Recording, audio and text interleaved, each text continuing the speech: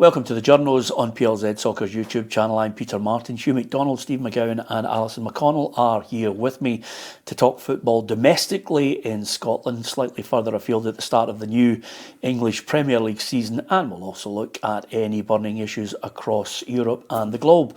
That's how the Journos goes, and let's start first of all with European football, which has Scottish implications because it didn't quite go according to plan at Hampden Park, and there are so many different layers to the disappointment of losing to Dynamo Kyiv for Rangers.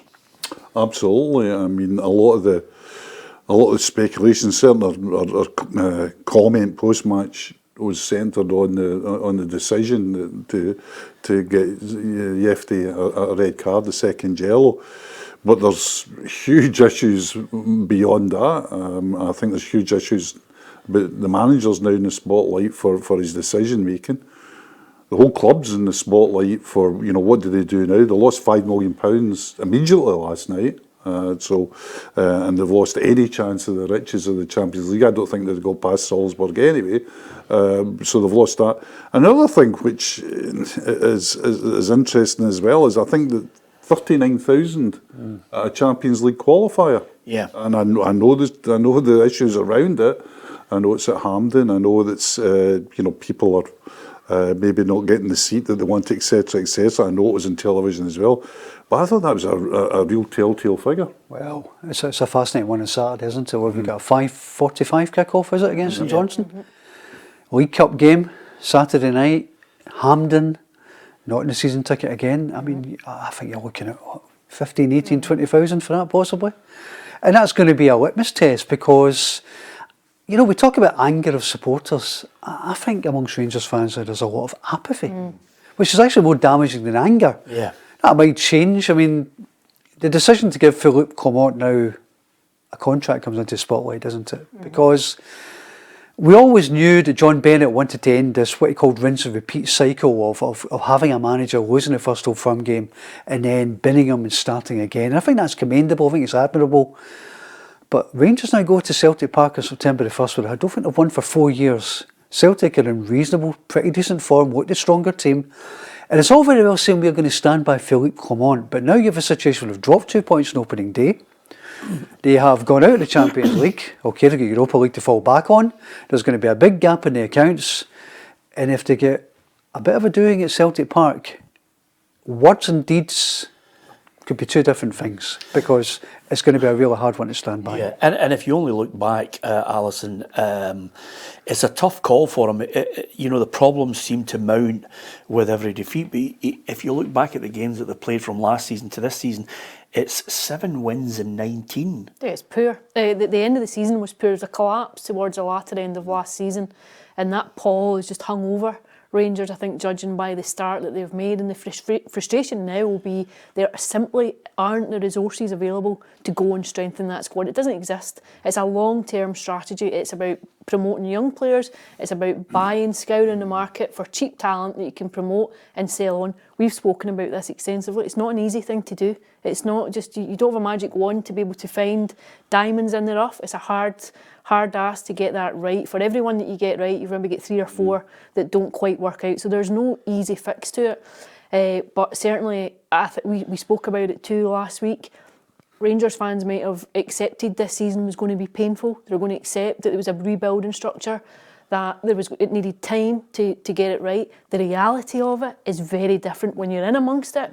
If you come out of Celtic Park on the back of a fairly heavy defeat, the noise will be deafening. Yeah, I mean, there are 2 elements to the problems of the attraction of the Champions League. Everybody knows that. They would have all, I think a lot of Rangers fans have said, yes, let's buy into it. We know it's a long-term plan, but we'll get these really good games. The problem, as you mentioned there, when I looked at the crowd at the game at Hampden, I thought to myself, well, people are skint. You've got to. They're asking a lot of people to actually shell out money, and let's just say they even got to the group stages as well. There's a lot of people who are looking at their budgets and thinking, £65 minimum to go to a Champions League game. Now they're down into a group where I think realistically is where we all think Rangers are. I said in the column the other week here, and I stand by it. I think Celtic and Rangers have rinsed their supporters this summer. Now Celtic still have time to put that right in the final weeks of the window. But, you know, I've a friend that played football 5-a-side on the Saturday when he's talking about paying, what, £618 for a season book, another £150 for the Champions League tickets, £50 for the Scottish Cup final ticket, then he's got merchandise. It's a lot of money to pay. And what are you getting back for that if the money's in the bank, they're not signing players? Look at Rangers fans. They spend all that money in a season book, again, over Europa League packages and what have you. Their club have tried to cut corners by ordering cheap steel from China and made a mess of it. They have signed players who don't, at this stage, maybe Vaclav Cerny aside, don't look especially impressive. And because of what happened last night with a squad which is subpar in quality, I think, by the standards of the past, they're going to have real difficulty making that any better in the current window. And this stuff Alice is saying about the player trading model, yeah, it is difficult to do quickly. But John Bennett was talking about this 2 years ago at AGMs. He's not a passive observer of this. He's been on the board since 2015. So what's been happening in the last 2 years with player trading, apart from that summer where there was Nathan Patterson and Joe Aribo and Calvin Bassey and so on, it's been so patchy.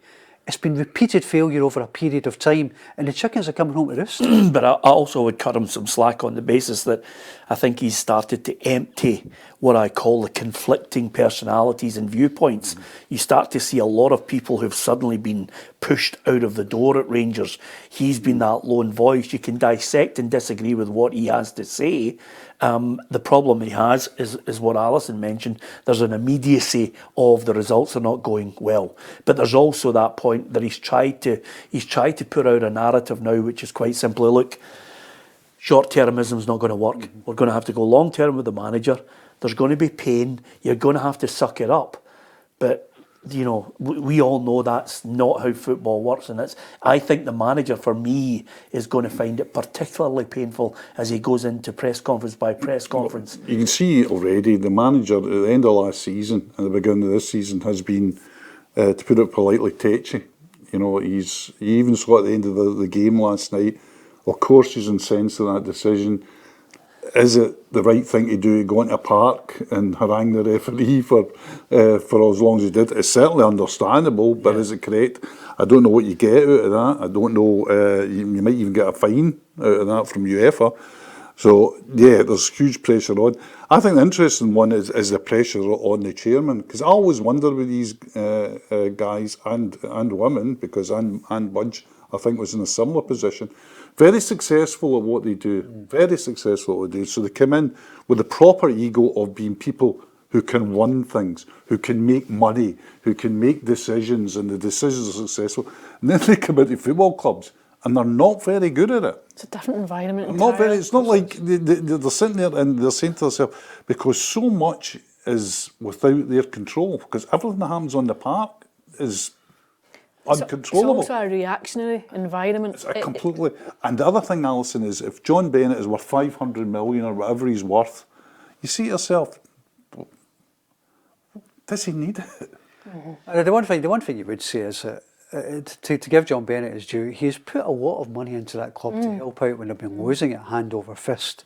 And it must be quite galling if you're in his situation to take all the criticism, but therefore he's got to get a really good chief executive in place to replace James Bisgrove, who by all accounts looks as if he wasn't particularly effective, to put it politely.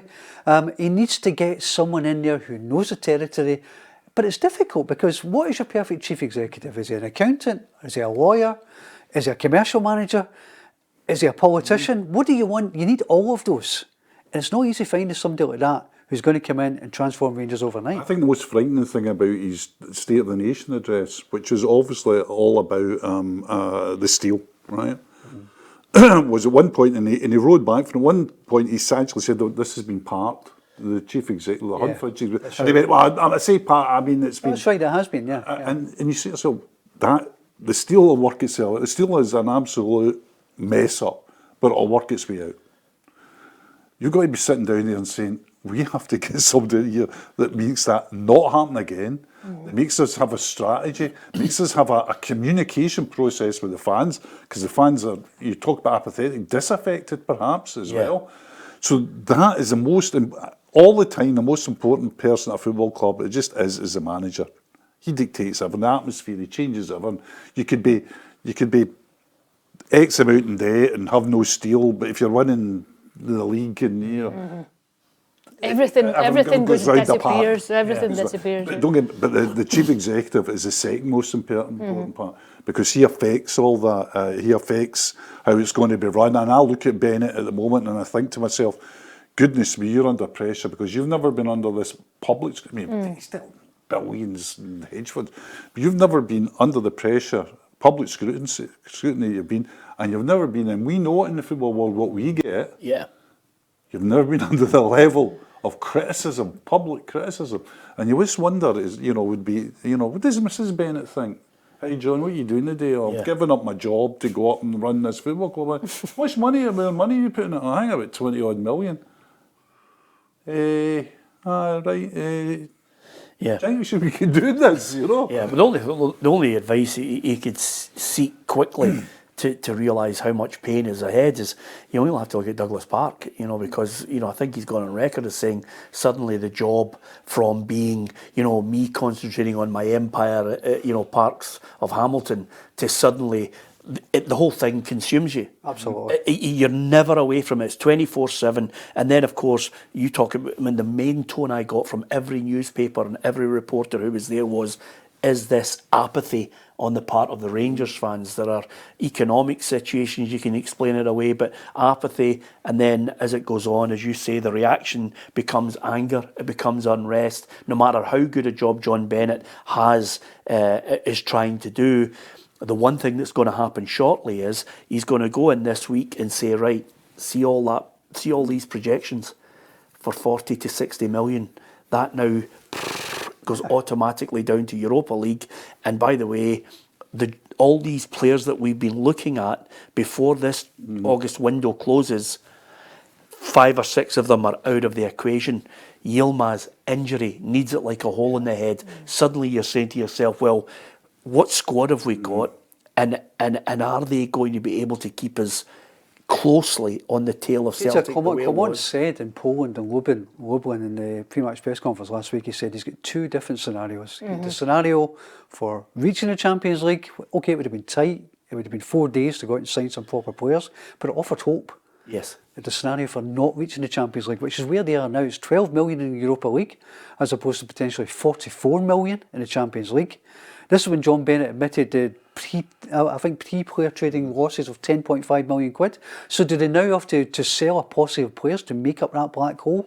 It's a grim situation. Yeah. Don't get away from it. No, absolutely. And to be fair, as a manager, you would have, because you know all the outcomes in the scenario financially. If it was me as a manager, you'd had to have dragged me off the referee for that decision, because quite simply, I, even as someone who was sitting watching at the television, I'm thinking, not only was it a bad decision, but from a club point of view, you can see that one moment, that sliding doors moment, has huge ripples right across that club. It's massive. Yeah, but that's on the assumption that Rangers are going to win the game with 11 men, which was not certain. It's 50-50. Even if my guy didn't go off, you're not saying, that cost Rangers a game. Rangers could have cost themselves a game. Yeah. I agree. It was a stunning decision, and I agree the manager should be angry at it, etc., etc. I question whether he should go into the park and do it, because I don't think there's any upside to that. But I think as well, it's a deflection, because you watched the coverage of it last night. Everybody's going on about a poor decision, and yeah, okay. Yeah. But nobody's saying to him, well, do you know what? The best player he's got is Cerny. What's he bringing Cerny on at half time for? Oh, because Cerny can only maybe last 45 minutes. If he's bringing on at half time, he must be thinking that Cerny might have to play an hour and 15 minutes, because it's nothing each. Yeah. And it's going to extend, unless he's going to sub the sub. And why wouldn't you bring him on for the first 45? Well, yeah, I thought it made more sense to start with Cerny. And if you were going to bring Cerny on, I would have brought him on for Jefte instead of McCausland. I'll tell you why, because before half-time, I remember saying to a colleague beside me, Jefte's he's running a bit of a tightrope here, because he was booked for catching the foot of Yarmolenko, and then there was a foul just minutes after that. Well, I remember even looking at the BBC website and things, they were saying, oh, there's a bit of a risk here. And I think I saw Rangers fans on a message board discussing that last night as well. There was an argument, okay, it's 2020 hindsight, but there was an argument for taking him off at half-time, because he'd been booked. The other point that you made that I think we can all pick up on as well, which sometimes when you get a moment in a game which totally focuses everybody's attention and opinion, it takes away from the fact that the game wasn't great to start with. I didn't think they were great in the first leg, and I thought Rangers could take them. They weren't a great side. But Rangers' overall play didn't merit. You had a McCausland chance. That was it. You know, if you look back since the start of the season, I'm looking at their games, you're saying to yourself, well, Motherwell, Cerny was the shining light in that performance. You look back at the Dynamo Kyiv game, not great. Rangers got a late equaliser. And then, of course, Rangers fans looking and thinking, my God, we just started the season, we've dropped 2 points against Hearts. It wasn't great. That quick bit of PR to say, we've extended the managers because we've had the long-term speech from John Bennett, and now here's the manager on an extension to his contract. I think overall that was to try and take away what I would think would be immediate anger. And as you say, suddenly you're starting to say to yourself, St Johnstone, Ross County, got to get 2 wins before you even hit Celtic. Oof. I mean, this is St Johnstone. I mean, see, like, and the people say this is exaggeration and hyperbole. St Johnstone becomes the biggest. See, last night was the biggest match of the season for Rangers, right? Because so much went. There was 5 million on the line last night as well. Then the money that they would get from broadcast against Salisbury, I don't think they would have got it through against Salisbury. I'm interested to see how Kyiv gets on as some kind of. I don't think very well, to be honest. I didn't think they were that. I didn't think they were all that. No, I don't either. So I don't think. I think Salisbury will be quite good. But anyway, I think the looking at that is you forget the underlying thing here. It's a mediocre performance. This is a team that's won, I think I'm right in saying, 2 games. Rangers have won 2 games since the early days of May in all competitions. Won 2 games. Beat Dundee early in May, didn't they? And they haven't won, and they beat Motherwell. And haven't. But you know, we saw under Mark Warburton, you do see it under managers, they win a couple of games and eases up again, but it doesn't change the overall picture. You almost kind of limp from kind of one mini crisis to another. Yeah. You know, they do enough to, because Rangers will always have the resources and the players to beat teams like Ross County or St Johnstone or Motherwell or whoever. But that doesn't alter the bigger picture, which is that there was a phrase going about last night, and I saw it on the Rangers message board as well, Espanyolification. You know, you talk about Espanyol, who slipped into the shadow of Barcelona, and the worry for Rangers now is that with Celtic going in the Champions League, making another £40 million, bolstering their bank account even further, that it becomes harder and harder to keep up, because they don't just have to match them, Peter, they have to overtake them. How do you do that when you can't match them financially? Well, that was the flip onto the next part of the discussion, which is we've dissected Rangers, discussed the overall predicament of the fallout from that game. But now the question is, can anyone stop Celtic? This could be, unless there is a structural change in European football, which, you know, we can talk about and, you know, till the cows come home, and it might never happen. But the immediate domestic question is, can anybody stop Celtic now? They are financially so far ahead, in my book, on Rangers. And you could get to a situation we were talking on last week's Journos. Realistically, that squad, if they didn't sign anybody, could win the league at a canter. Absolutely. I don't think there's anyone that's near Celtic in a domestic sense, obviously. I think they'll be straightforward title winners this season. I don't see it being close. I think they'll run away with the league. I don't see anyone. There might be aberrations along the way. There might be a couple of surprise results. But on the whole, I just think they're light years just now ahead of everyone on and off the park. And that's before you consider, I think Celtic will sign across the next fortnight. We've spoken about the fact that there's been a really slow window and there's been a lot of criticism about it. I think they will add to that squad, and I don't see anyone laying a glove on them domestically. Champions League's a different matter, of course. We're joking leaving Hampden last night, walking down the steps, thinking you could just imagine after that game last night, Michael Nicholson on the phone to Norwich City trying to withdraw that offer for Adam Idah. Because, I mean, you know, joking aside, I mean, did they really need him? The biggest impediment to Celtic for me will be Celtic. Yeah. Because, you know, we Hugh and I have discussed this and kind of coming at it from different angles, but I think Celtic are a long way short of where they should be in terms of the operations of the football club. If you look at the departure of the head of recruitment and the chief scout, Joe Dudgeon, in March, they've not been replaced properly, really. I mean, Mark Cooper's come in as a scout. And the question is, you can say, yes, Celtic can spend money, and they can, and they will, I'm quite sure they will. But when you look at the example of last summer and you look at the fact they haven't replaced the head of recruitment, can you be guaranteed that they will spend it wisely in a way that will make them better in Europe, which, when all said and done, is really what matters now? Because I think we're agreed that domestically no one will catch them. Yeah, but that's the big problem. I mean, I've got it here. Quite simply, as a question for you guys, is how do you balance domestic dominance with European ambitions and expectation? Because that is where that's where I always mention to you, Hugh, with Celtic's dominance, you get an August to December which is filled with criticism because they're out of the league at the Champions League, and then you get a January to May where they just canter towards wherever they want to win. But now you're in a situation where they've been moaning, the Celtic fans, about the lack of transfer activity.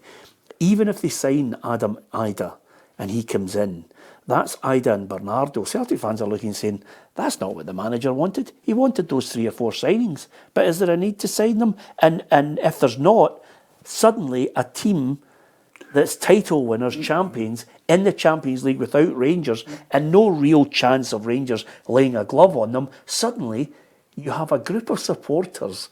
It should all look rosy in the garden, but they're going to have a right good moan. Absolutely. It's a really interesting narrative in Scottish football. I mean, people are talking about, you know, that Espanol thing of Rangers, etc., etc. The fact of the matter, see, like, if you're my age and, you know, my 70th year, watched football in 8 different decades in Scotland, this has happened. It's now here. It's not this isn't a potential. It's now a blip if Rangers win the league. It's a blip if they win the league. How many leagues have they won in the last, you know, 24 years. I mean, if you look at Celtic, was it 41 domestic trophies? This is unprecedented dominance. We're not talking about. We're not talking about repeated trebles, 4 trebles. Yeah. You know, this is the reality of it. You know, and it's been going. And I think people are suddenly looking at it.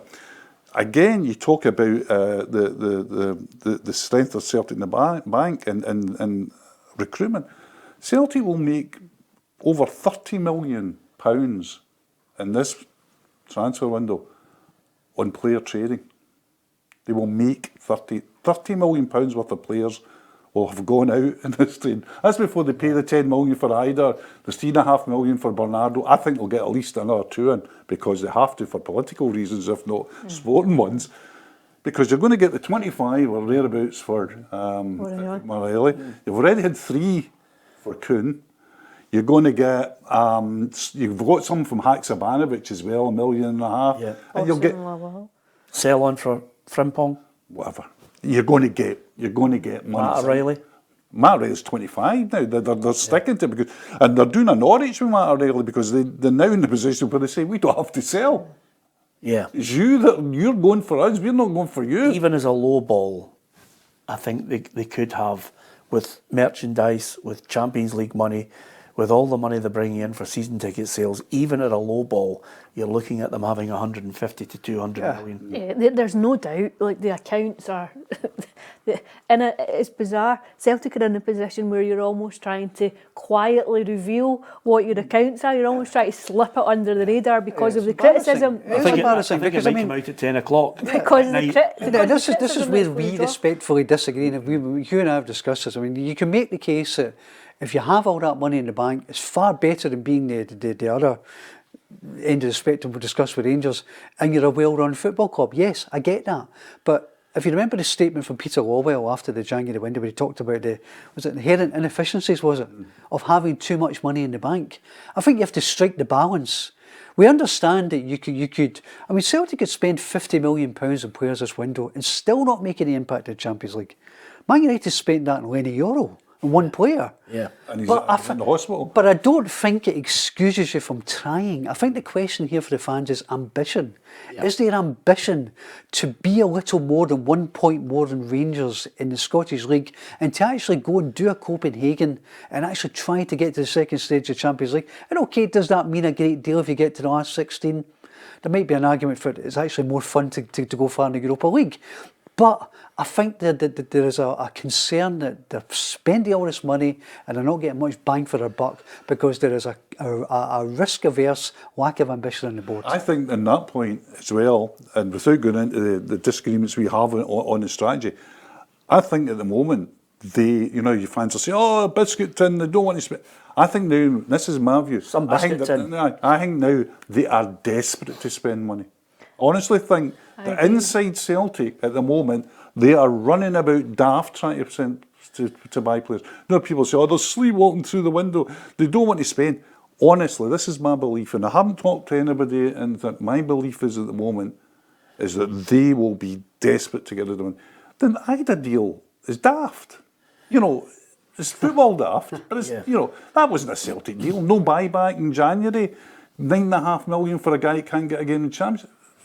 Listen, but I know why they did it. And I think they'll go again, because they cannot, and it won't make a difference in the Champions League. No. It won't. But they cannot have all that money in the bank, all these people paying it in, and perceived to be sitting on their hands. The big irony is the fact of where Rangers are shapes how Celtic do their business. If you had Celtic and Rangers neck and neck in terms of a competitive domestic league and pushing one another, the impetus is there to go and strengthen. You have the available funds to go and strengthen. It pushes you on to go and do a bit more business. But the fact is, Celtic, no, they've got enough domestically. And the big question is how much do you want to spend for very little Champions League return economically and everything? I still think they'll go, Alison. I still think they'll add at least 2. And I think they'll go because the manager that's in there, right, is the most powerful man in the building at the moment. That was not always the case. And the manager is there because the owner, I know everybody says he's not the owner, he's a majority shareholder, he's the owner. He's the guy who makes the... And he's saying, that guy is in here. I told this guy that he would come in and we would back him. We're going to back him. So I think the impetus in there is to spend money, and they'll go for it. How successful they will be, because they're now fishing in a market where players have good options. That's the thing. We spoke about this before. Why is the recruitment so? Why are they scrambling? I mean, at the moment you're looking at it, you would think Brendan Rodgers is going through his Rolodex looking for players. Well, I think that's what it is. I mean, why is it so inefficient? I accept there are market forces. There's a lot of moving parts. That's a phrase we keep hearing.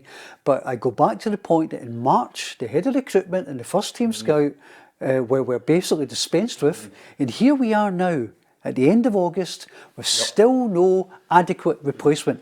Michael Nicholson said on the day that Brendan Rodgers was appointed, we want to be a world-class club in everything we do. Would you say that right now about Celtic's operations? I wouldn't. You and I are in the same camp, because everything that you've said, I have mentioned. It's a recurring theme. That's worrying. It's not an isolated thing. Worrying. It is worrying, because I don't know whether you and I should call for their resignation if it doesn't happen in 2 weeks. Yeah. Because that's the honourable thing to do. I would have said so. The point is, it doesn't matter what happens next 2 weeks, Pierre. This is the point. The point is, people are saying Celtic are sleepwalking, Celtic don't want to buy players and all that, right? That is the point. People are saying that. Yeah. That's not the case. Celtic might not get players in. It might be in September 1st, somebody say, oh, you're wrong, they never got players in. And sometimes, see, by September the 1st, they don't get players in, it might have been the right decision not to get players in because they'd be overpaying. Yeah. But it doesn't change the fact of the matter is the narrative that they're sitting back on their hands and saying we don't want. I'm telling you, I'd be shocked if they weren't desperate to. I think that's less of an issue here than the fact that you're now looking at potentially 4 or 5 transfer windows where they have been deeply unsatisfactory. But deeply unsatisfactory in what way? Last summer, when they signed 9 or 10 players, and I'm not entirely certain how much eye-to-eye contact those players actually had in terms of scouts going to grounds and watching them. You cannot say that last summer's transfer window for Celtic was anything other than a slightly disastrous affair. But if you look at... Because they're now trying to unload those players, very few of them, who actually play in the first team. Yeah, because the manager doesn't fancy them. Yeah, It's just fair enough. So you know... Wonders why he signs off in them in the first place, Oh, but he come doesn't... on, But come on. He comes in last summer. He comes in last summer, new to the job effectively. He's determined to try and play the game with regards to the club. So he probably, in my perception, says, okay, well, the head of recruitment once sees and the recruitment team are recommending, let's go with that. He then finds that they're not up to it. You look at Lagerbielke, you look at Nowotsky, you look at, the various players, you could go through the list. I mean, okay, they are Celtic players, the manager has said yes, but when they are found to be not good enough, there has to be an audit and someone looking and saying, why is this persistently happening? Well, I don't think it's persistently happening, and I'll tell you why I don't think it's persistent, because I look at the Celtic accounts books every time Celtic accounts come out.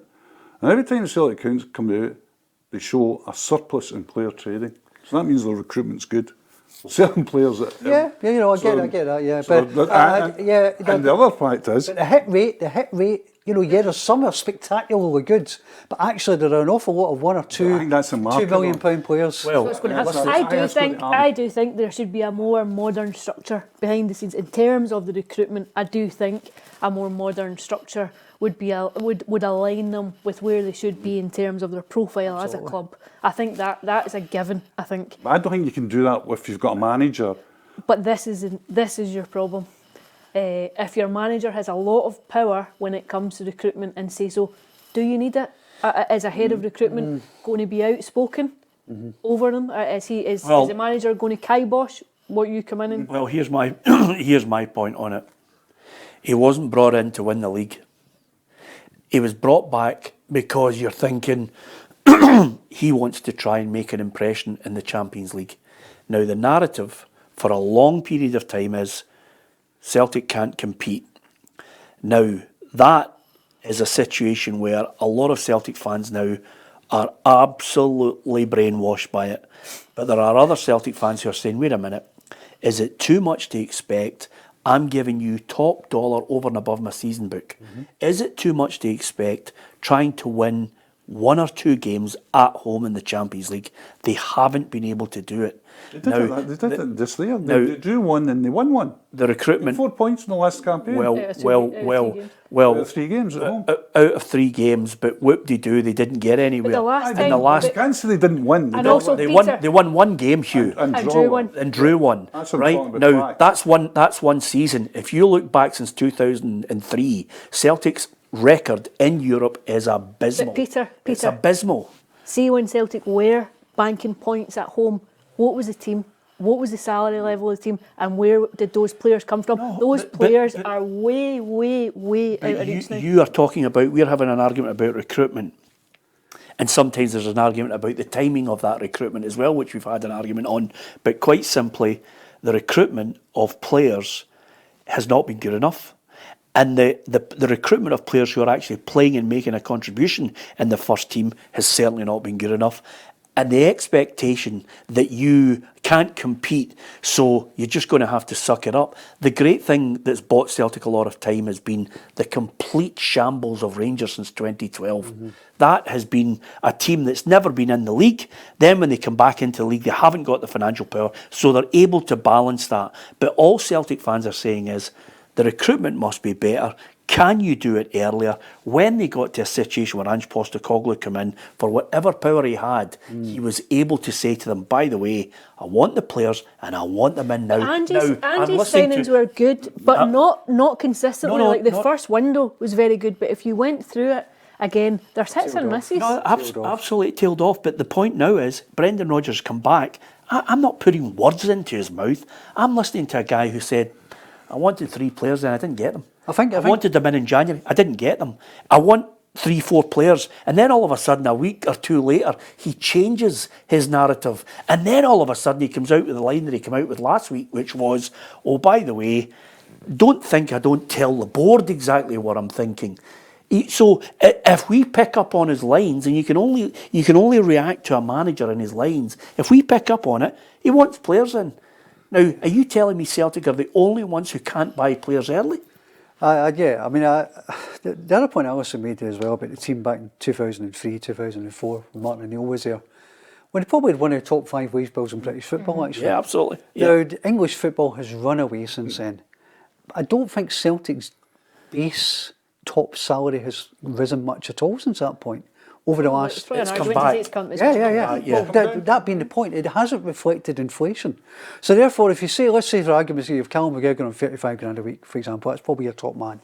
I don't know if that's a precise figure, I'm just speculating, but say that's your top figure.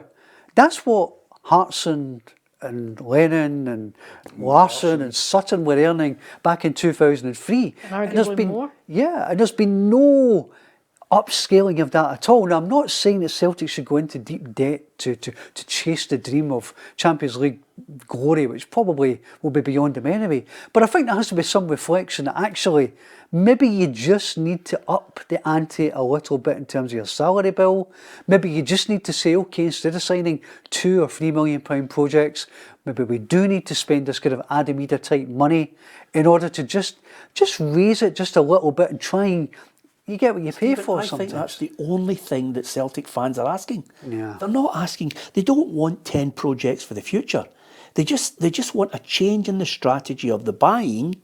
And as you said, probably the board are desperate to buy players, but it's what players they're looking at. Brendan Rodgers is looking right now and saying, signed Bernardo, he was here last year.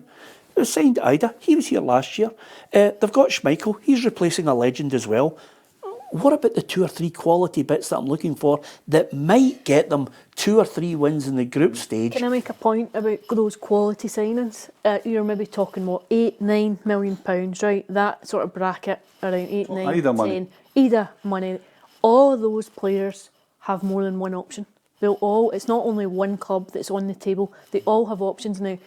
The Scottish League, you take the Champions League out of it for Celtic, is it an attractive proposition if you are faced with the prospect of going and playing in a better league, in a more prestigious league with more interest and competition? If you come to Celtic, you know domestically you're walking to success. I think Celtic is a hard sell at times when you go out and we saw this with other options. I know that they've went for 3 players this year that they thought it could go over the line.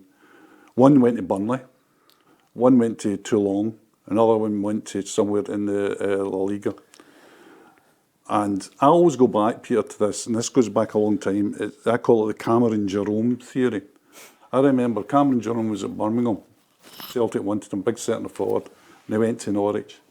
And he made inquiries with his agent, and with Celtic and with Norwich, to do this. Why would Cameron Jerome pick Norwich, who were in the Championship, or Celtic in the Champions League? And the basis was, the fees were the same. The club, Birmingham couldn't care less. It was 4 million for Celtic or 4 million for Norwich. Celtic actually were offering them more, but the player didn't want to come to Scotland. Listen, we could probably argue till the cows come home on the type of player, the amount of money they're going to have to spend, but the argument remains the same right now as it did since 2003. The expectation of the fans will bring the anger shortly, and I think the Celtic board have got to look and say to themselves, can we supply the 2 or 3 bits of quality the manager wants? Are we going to look and consistently say it's a tough market, it's a difficult time of the year, we're just coming out of the European Championships, blah blah blah. You can spin it any way you want. Sooner or later, the Celtic fans are going to say, what have you bought? What have you bought? We are giving you the money consistently every year. What have you bought, and are we happy with it? And then the manager has to live or die by the results, which all of us here will look and be cast a critical eye over the games they play in Europe. And I think that's where it becomes painful for them in a market where nobody's contending with them domestically. They will win it at a canter. They could win another treble. That's a problem as well. The fact that no one is contending with them domestically is an issue. It doesn't matter though, they're still giving money. They're still giving their money in and saying, by the way, we're giving you, as Stephen pointed out here, we're giving you top drawer. Is it too much to expect competition and at least taking the odd scalp along the way? I thought you saw signs of that last season. I did. I thought you saw. They were unlucky. I know we can't always go back to it, but I thought you did see. You saw signs of it last season. The other point here is, see the minute those Champions League tickets go on sale, they will be gone. They'll be out for half an hour and it'll be like gold dust. You won't get a I'm not ticket arguing to your economics hand. and supply and demand. I'm arguing the point which many Celtic fans right across the board, I'm not coming up with this argument. This is Celtic fans saying it's just not good enough. It's The wage not good enough. structure We're not won't buying. change. We're not The wage buying into structure your will narrative. not change. Well, listen. You can say the wage structure's not. It won't change. You can say you can put in place every excuse possible about why it's difficult to buy a player. Economic reality, it's not so much The Celtic fans are looking, Stephen, and they're saying to themselves, they're almost at breaking point. There's a lot of anger underneath it all. But they just have to look and say, is the manager going to get them? You need to give a manager the tools to do the job. That's it, really. It's ambition. I'm sorry to repeat myself. It's ambition. It's the perception of a lack of ambition at boardroom level. And part of the problem, of course, is that Celtic, contrary to what supporters seem to think, they don't brief, they don't talk to journalists. They're not leaking anything to me. I keep reading that they're leaking stuff to McGowan. Garbage. Absolute rubbish. They tell you nothing. Their PR is non-existent, to be honest with you. There's no Michael Nicholson out there telling the fans what the board are thinking. As far as I can see, Michael Nicholson hasn't communicated with anybody out with AGMs. So there is no attempt to try and engage with supporters. Listen, that's probably unfair because they will be having nights with fans groups probably inside Celtic Park. But with the wider fan base, there's very little appreciation of the value of PR or of telling the fans what they're thinking or what their strategy is or what they plan to do to address the concerns of supporters. And that, for me, is probably a problem for them as well. Yeah. I think we go through, we're at different ends of this argument in many ways, but in central elements we agree. We think, I think that there will be, in fact I know that at the moment, there'll be enough ferment in there trying to get players in. Yeah. And I think the obstacles to the players coming in will be players who Celtic want, because they're not going for hidden gems now. See, if you're going for quality, you're looking for players that other teams have scouted. Established. You're not picking up you're not picking a Riley. So you're talking about players that are in that market. Those players will be thinking the agents will be saying, Celtic want you for 38. Oh well, Celtic want you. Salzburg are snipping about. Right. Wait. So I think Celtic will get players in. I'm sure there's a determination to get players in, because why would Michael Nicholson, this thing that's on Twitter, they'll be sitting counting their pennies and Michael Nicholson's on the line here. Yeah. See if players don't come in. See if players don't come in. Is anybody going to criticise Brendan Rodgers? I'll be, Brendan couldn't get, haven't they backed the poor man? He's standing there and he's not getting his play. They're not going to back Dermot. They're not going to say, Dermot Desmond, because Dermot won't even care. You know what I mean? He's not going to come in. The other side to that as well, sitting there. the other side to that as well is, intent is all very well. You've got to get the deals over the line. I agree with that. The last words supporters want to hear after transfer windows, we just couldn't get it over the line. Because I've heard it in the past often enough, and I don't want to hear it again. And I think, and this is the one that I'll end up my views on this, was that people are talking to me, my theory about the whole transfer window is people say, they've been penny pinching and they're cutting it.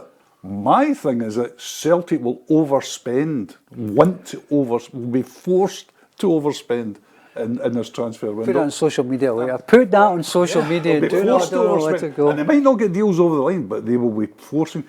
The Idah deal's an overspend. I don't care what anybody says. Well, listen, although they paid $9 million for him, I think at 23 years of age, and if he develops the way I think he's going at 23, he'll get his regular run, and Brendan will try and make him a better player, and hopefully the boy himself has that real incentive to become a better player. He's still 23. He can still be sold on. I thought it was really funny the other night when I texted you about it. We went from a situation when this news emerged, I think it was Monday night, of fans saying, come on Celtic, spend some money to...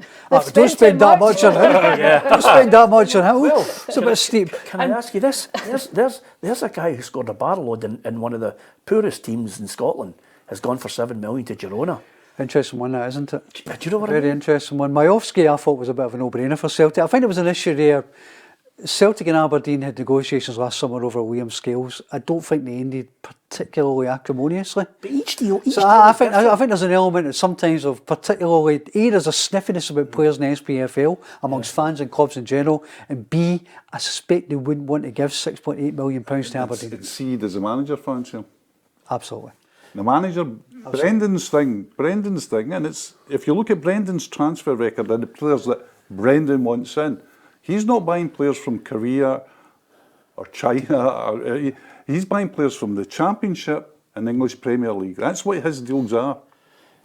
Yeah. Well, listen, the proof is in the pudding. The Journos programme, don't miss it, the first one in September. But over and above that, there's a number of things. I want to obviously talk about the English Premier League and the start of their new season as well, because that is awash with money. Although, to be honest with you, I wonder if you're a Chelsea fan and you're thinking, well, here comes another £53 million player. Is he going to be like Mudryk, who I thought was an absolute star, and he ended up just disappearing at one point. I mean, Ted Bowley just spends money willy-nilly.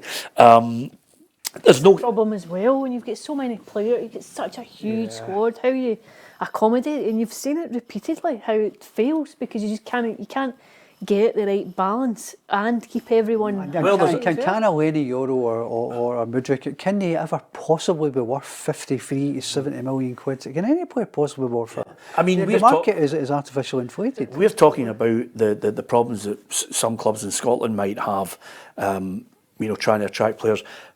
But in the English Premier League, where they have no problem other than we'll take all the best players that Europe is worried about losing, and we'll just take we'll spend that 50 million on them, and they might not come up to the mark.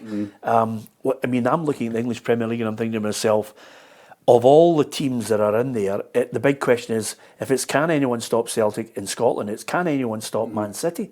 Can anyone stop them? I think this season, and I might be wrong, I'm open to be proved to be wrong on this. I think this is the season when eventually the Arsenal fans say, no, I need to get rid of him. Because the remit is win the league. Yeah. So Arteta's got to deliver this time. I don't think Ten Hag's going to dismantle and derail Manchester City. Arne Slot hasn't signed one player for Liverpool. And they're 2 weeks away. I mean, if you think the Celtic fans are up in arms... well, absolutely, it's nothing to do with them. If you think the Celtic fans are up in arms because there's not the signings that they're craving, Liverpool haven't signed a player. Yeah. And then you've got Chelsea with Enzo Maresca, who's coming in. The pressure's on that league. Went to the Rangers-Manchester United pre-season friendly in Murrayfield, and to his credit, Ten Hag did a kind of a huddle with the newspaper guys in the corridor afterwards. And he was kind of asked, someone actually asked, like, can Man United win the league? And it was a kind of shuffle in their feet, having a sharp intake of breath. And the doubt over the question and the answer was obvious. I mean, everybody knew the answer. Probably not. Yeah. I mean, okay, the FA Cup final was a huge surprise. They showed that they can compete with Manchester City in the one-off. I think they've got great players, Man United, but do they have the consistency, the depth of squad to compete with Manchester City? No is the answer. Yeah, and they're thinking of going to a new stadium. Yeah, I know. Do you know what I mean? It's and wanting public money for it as well, which I think is hilarious. Although West Ham did it, so why not? I think the English league for me is like, again, I'm of a different generation, but when we were young, we always had an English team, and it was like, really, it was match of the day at night or whatever it was. Like it was your English team. English football just leaves me completely and utterly cold. I agree. And one of the reasons it leaves me cold is domination. I think. I don't know what the bookies will have Man City at, but they should be, 4 in a row, so they should be pretty long odds against the win. And well, you should when you potentially had 115 breaches of financial fair play or whatever it is. Whatever happened to that? I can't. Well, it's mid-September for that one. That's another Journal show I can't wait for. But that's the nature of it. The nature of it is you have people who are looking saying, all of Europe is worried about English football. All of Europe. They are all worried. That's where the Super League impetus comes from. And some of them have sold the crown jewels. If it's not TV rights, it's their, we used to have UNICEF on our shirt. Now we've got Spotify. Yeah. That's how worried they are. But right across Europe, they're looking and they're saying, my God, the appeal of this league. Some people think it might go, it will implode. But right now, they've got a huge TV deal in UK. They've done the ABC deal in America. The money is rolling in. That is the Super League. Everybody talks about the European Super League. There is one. It's in England. Wasn't it the nicest story, I think, of the week was Zubamendi staying with Real Sociedad? Yeah. Just turned it No, down. not for Richard Hughes of Liverpool. I don't think he's found that particularly nice. But isn't it a really strange story? Because apparently he'd done the media, apparently he'd agreed the deal, and then he turned around and he said, you know what? Amy's Basque, and he comes from. It'd take a lot to take you out of San Sebastian. I've been there, but he said, no, I'll just stick with Real Sociedad. Goodness gracious, what an amazing story! Well, I mean, if you're talking about the dominance here of one club, I accept that we're a long way from that in England, because you do have vast competitive clubs like Arsenal, Liverpool, even Aston Villa, Man United. But look at France, where you have the bottom falling out the media empire. Yes. Because PSG are so massively, financially, disproportionately above the rest. And by the way, other teams have won the league in France fairly recently, but PSG have just debased the market to such an extent that actually their media deal went far south. What was the club went out of business? Bordeaux went out of business just the other week there. Yeah. So, that is the danger of these uncompetitive leagues. And we've been talking about it in Scotland as well, but not to the same extent. But you're getting these vast super clubs like Manchester City, PSG, who are basically, proxies for oil states and for oligarchs. Yep. And they are totally, just skewing the market to such a vast extent. And we keep coming back to this old question when it comes to England. At what point does this bubble burst? Does it ever burst? Yeah. I don't know. And on a flip side to that, which goes back to what we were originally talking about, if you ever want to understand the difficulties and cut Celtic some slack on it, it is that board that has to feel the same pain as everybody across Europe. They can cherry pick who they want in the English Premier League, and then you've got a layer that everybody else can afford, and then you've got, so Celtic are probably dealing in layer 5 of players. In terms of appeal, I used to say they could appeal to bottom level EPL. They can't now, and they'd be Championship. The wages have gone. If you talk to any agent at the moment about a decent Premiership player, I'm not even talking about Mudryk or anything like that who comes for big money. I'm talking about a decent, what we used to call the Steve Sidwells of old, playing at Fulham, and talking about 70 grand. Yeah. 70 grand. You think probably 40 grand is a Championship player? Yeah, absolutely. Listen, money is ruling everything. I don't know about you, but I still think somewhere along the line, as well as the sellable assets, I still think every now and then there's a player who's like a Kasper Schmeichel, who's won things and then just thought, I'm going to have a swan song. Joe Hart would never have believed he would have a 3-year swan song where he's idolised and he's won every domestic honour and he's played Champions League football. I would like to see clubs look and say to themselves, I think Celtic should do this, just as to look at the Lubomir Moravcik angle on it and say, is there someone out there who's 32? Now, I'm only putting this name out there, right? Marco Reus has won everything. He's 32. He's coming to the end of his career. Well, can you imagine him trapping? Hummels. Can you imagine them suddenly imparting their knowledge to younger players? Well, there was a Frank Sosie at Hibs. It's unbelievable. There was a great example of that with the excellent Ajax team who went to Champions League semi-finals. They brought in Dali Blind, they brought in Dusan Tadic, just a couple of older heads to guide the younger players and help them through. And there's absolutely a case for that. It doesn't have to just be the goalkeeper. And I think, and it goes back to the point about perceptions of Scottish football in England. It's probably easier to get continental players. So whereas Scotland is not exactly top of their bucket list, I think they probably look on Celtic and Rangers more benevolently than say the English do. Where it's at. Same in Champions League. Not watching Ross County away. Well, also the historical element. Exactly. I actually put out a little thing on Twitter last week, which just got everybody going mental, which was, who's the best veteran in the twilight of their career who's joined your club? And my God, they all steamed in. It was the Frank Sosies of the world. I mean, somebody mentioned a player that I just thought he was great, Ray Wilkins. They just come and they just light up the game and make the football that we used to love watching simple. Because they did the simple thing and they were a joy to watch. I mean, Frank Sosie, my God, he could hit a ball 40 yards onto your toe. I think part of the problem is players nowadays take such good care of themselves. You've got such good sports scientists that even at 32 you're still thinking you can still play at a Yeah. And certain if you kind want of to level. go at Royce, he'll go to America, which is, imagine saying, he's a millionaire anyway, but Royce saying, right, we're going to take you to, Florida. You play for Toronto, Charleston, one of these gets Savannah, one of these great cities will get $100,000 a week, and we'll set you up in a condominium in Miami and things like that. He says, but Celtic are just in, they'll go off you 35 grand. There's a one up and down in Highland. Yeah, you want to. And by the way, You'll have to clean your own snow for the stoop. and I have to warn you, when you're driving along that road to the training ground, your tyres will be knackered because of bumps in the road. Yeah.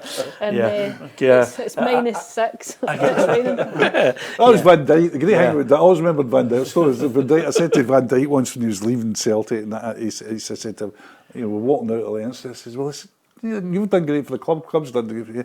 He says, yes, I'm really excited. And he says, but, and he looked out the window and we were standing in Lennox. He says, I come from Holland. Holland is not Miami. He says, but here, it's always dark. And it was like a press conference, like 1 o'clock. And he went, it's always dark. Yeah. It's a factor. It's a factor. I remember I did a piece with the Japanese translator who came over with Kyogo Furuhashi. Excellent guy, and he was talking about he lived with Kyogo for 6 months and helped him with everything. And after 18 months, he looked out the window on a January window and said, I can't take this anymore. Yeah. I can't take it anymore. I often think about that. When we get up in a January, I think about these guys, why are you here? Can you imagine something I often say to some of my mates? If Scotland was a country which was bathed in sunshine, if you think that we still managed to see a little bit of optimism in a dismal weather, what would we be like in this show if it was sunny? I mean, it'd be unbearable, wouldn't it? We'd be so optimistic. I mean, all we've done is argue with each other. You and I in one camp and these two in another camp, So, I mean, God knows what it'd be like if it was sunny. Listen, ambition is the key of it all. We'll find out in the next couple of weeks. I thoroughly enjoy arguing on the Journos show. You can give us your thoughts on it as well. Don't forget to hit the subscribe button on our YouTube channel, and thank you for your support. It's been absolutely massive over the course of the year, and your feedback to our discussions. Some you like, some you don't, but you'll get an opinion at least. And as ever, always great to have Stephen McGowan with us talking football. If you want to offer your comments, you can download the app and you've got the comments section as well. If I leave you with this one little thing, because we always like to get your opinion on something out of left field. If you were in the English Premier League, is there one season ticket that you'd absolutely love to buy in England? And when you think about the managers, I'll start you off by saying Aston Villa, because he has just exceeded expectations. Great manager that he is. Yeah, I've got two things. I've not been to the new Spurs Stadium yet. I was just about to say Desperate to go to the new Spurs Stadium, and you're looking at it's absolutely chaotic. But when you're looking at Postecoglou and with the kind of football he plays, it's always entertaining. The new Spurs Stadium, I've been twice, is absolutely spectacular. It's the epitome of people saying, oh, new stadiums are a bit soulless. This isn't. They've really done it well. They've married commercialism and the support. They've got this sort of huge wall, and it's a terrific. Did they have a lift for you? Did they have an elevator? They did have a. I was right up. It's a terrific stadium. Spurs for you? I would go Aston Villa, because Aston Villa, again, I was down with a friend of ours, Thomas Jordan, a friend of the show, once on the show. Absolutely. Director of comms there, I went down to watch a game down there. And Aston Villa's got the thing where it's an old style club with great history. It's an old stadium. It's got that old English stadium look. And having Emery there and having the way he's going to play, I would probably go for Villa. I'll say Spurs. Spurs, okay. Listen, it's all about opinions. Thanks to Stephen, thanks to Hugh, thanks to Alison, from myself, Peter Martin. Thank you for watching and listening.